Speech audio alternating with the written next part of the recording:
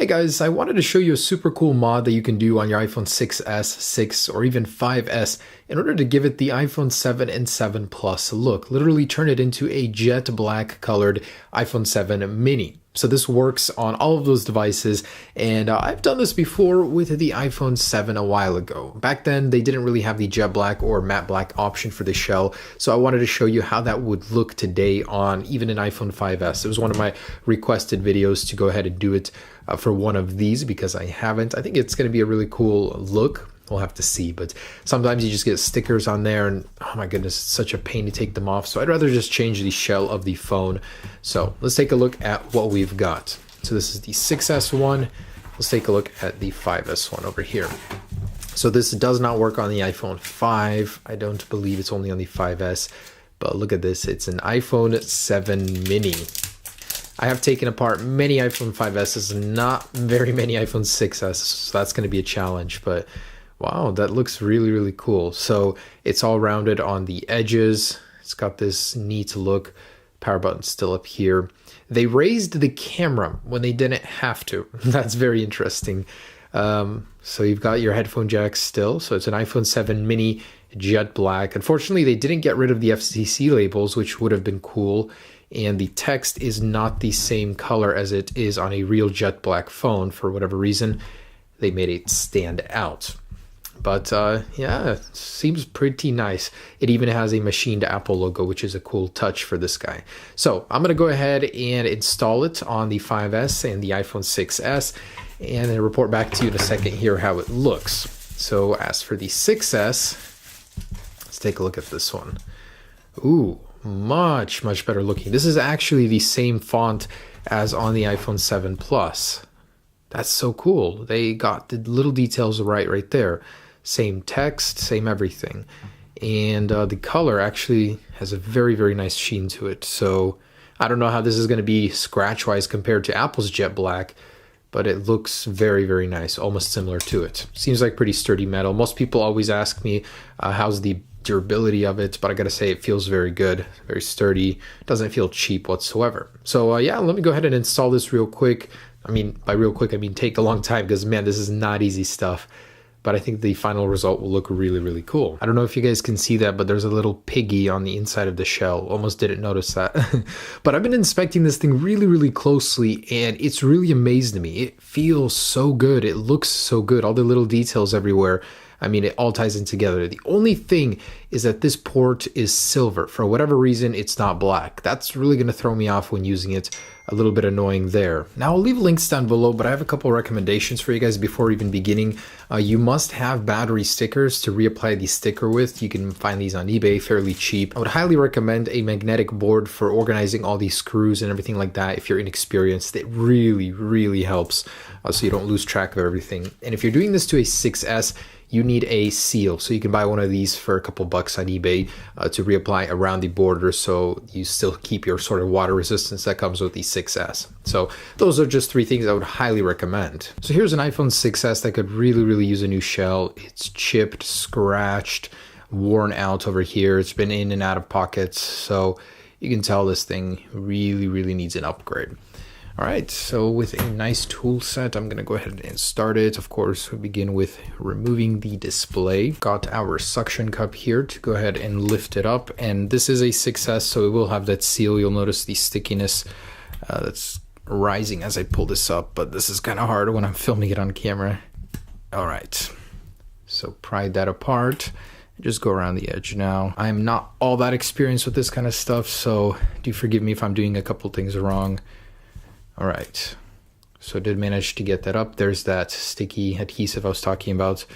So go ahead and pull it back and up.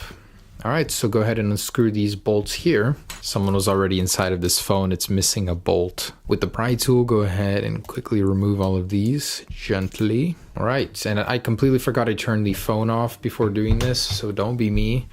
You will need to do that. So yeah, here we go. Just go ahead and start unscrewing everything. I would recommend an iFixit guide, but you know, take it easy. I'm going to start with the battery panel here. Eject that SIM card, of course, before you damage something.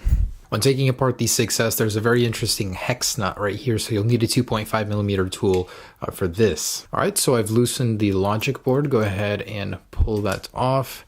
And a little antenna if you haven't already. Taptic engine, just 2 easy bolts left and right. And pull that guy out. So very interesting how much tech they can get from this little slim device right here. I mean, how much tactile feedback. That's cool. My least favorite part of any iPhone housing removal, besides the volume buttons and the power buttons, is this part. So the adhesive, you got to peel it all back and then you got to pull it out of the battery. And it always seems to break. That's the annoying part. So hopefully we can get it in one try here, but I have no hope for that. Especially the older the phone is, it seems the adhesive is a little bit more tricky to work with. So take it and pull it out of the phone slowly. Pulling it left to right if you have to. Oh, it's actually working, not too bad. Oh my goodness, it actually worked. Holy crap. Be very careful not to puncture the battery if you're using tweezers, as that would not be good. Not bad. Very satisfied with this result.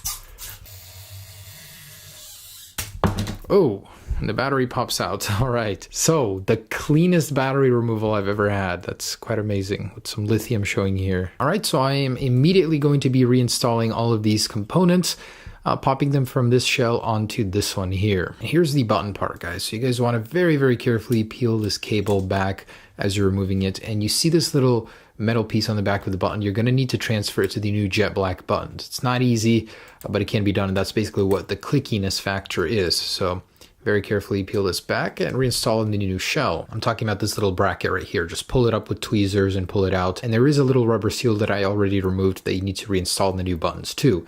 It's a little complicated, but not too difficult. And this is where you really need to get precise. That little silver dot, I use tweezers to take from the other button and put on this one. It has adhesive on the back, so it'll stick. Be very, very gentle not to lose it. This is actually what allows you to get that very satisfying click feel. All right, managed to get this cable in here. You'll know you did good when you can hear the clickiness from the buttons themselves and the mute switch works. So we're good there. On to the bottom. And the microphone, and there it is. So go ahead and reinstall this on the shell. And when doing this bottom portion, don't forget about the speaker grill and the microphone grill. They didn't include them with them, so peel them off the other one and stick them on. And here are the battery stickers. You want to make sure to use these to correctly place the battery so it doesn't stick up too much if you use like double-sided tape or something. But anyways, here it is. So I've got all of the internals inside, successfully transplanted. I feel like a neurosurgeon. But first startup, let's check it out. Let's see if we can get some power. And boom. Look at that. It's best, of course, to use a space gray 6S6 because you get the black startup screen and it blends seamlessly. But I'm going to go ahead and assemble the rest and see what we got. All right, so the only thing that remains is to pop the SIM tray in. And all right, here it is. So going from space gray to jet black, I did this in a little bit over an hour and a half. And I'm going to wipe this off so you guys can tell. It definitely copies the fingerprint magnet ability of jet black, I'll tell you that. Look at that. It looks absolutely gorgeous. I love it. All right. Looks good. It looks very, very close to the real deal here. The lettering, the shimmer, the way the light bounces off of it. I mean, it looks so close to the real deal. So if you guys wanted to get the jet black color, this is certainly an awesome way to do that. It blends very, very well with the home button. So I'm going to go ahead and do the 5S one, which should be considerably easier. This was my first time completely disassembling a 6S like this. I did it to the 6, so I'm going to do it to the 5S with the other jet black shell and see what we get. All right, and very interesting difference about this is the phone becomes a lot less blocky. They rounded the corners a lot, so popping it in here. It definitely feels like a flattened iPhone 5S. The screen does stick out just a little bit as a result, but you know, the final result does look good itself. So putting these screws in again, they didn't give us any black screws with these, which I think they should, as they did give a little connector here that is darker. And here it is, guys, the final result. So Popping the SIM card in is the final step. Oh, and they gave me a matte black one on a jet black. Yeah, I'm bleeding. Wouldn't be an Everything Apple Pro tutorial if I didn't bleed in it, but here it is. So very, very nice, guys. Here's the previous look. Overall, the phone does get a little bit bigger, as you guys can see. May not be a fan of that, but thinness wise, it seems to stay the same. Just gives it a little curve and it expands a little in order to accommodate that curve. So very nice. The finish is very, very similar to jet black on the 5S2. It looks great, I gotta say. So there's a little bit of a wave effect to it, if you'll notice, but for some reason I can see that more in the camera than I can just holding it. With the iPhone 6 or 6 mod, it looks fantastic. I mean, it looks just like a jet black iPhone. So if you guys wanted to turn your iPhone into an iPhone 7 jet black, this is how you do it. Super, super cool. In the end, you've got an all new look for an old phone. So if you guys didn't want to upgrade to the iPhone 7, probably the best solution for you. Hope you guys enjoyed this. I will leave a link down below to where I got it. Just watch the video entirely if you guys do want to install it, because a lot of these smaller points I mentioned are the ones I got stuck on, so I wanted to mention them to you. Gotta say, very, very satisfied. Much, much better than I thought, almost matching the quality of the jet black completely. So enjoy this mod, guys. Have a great day. Peace.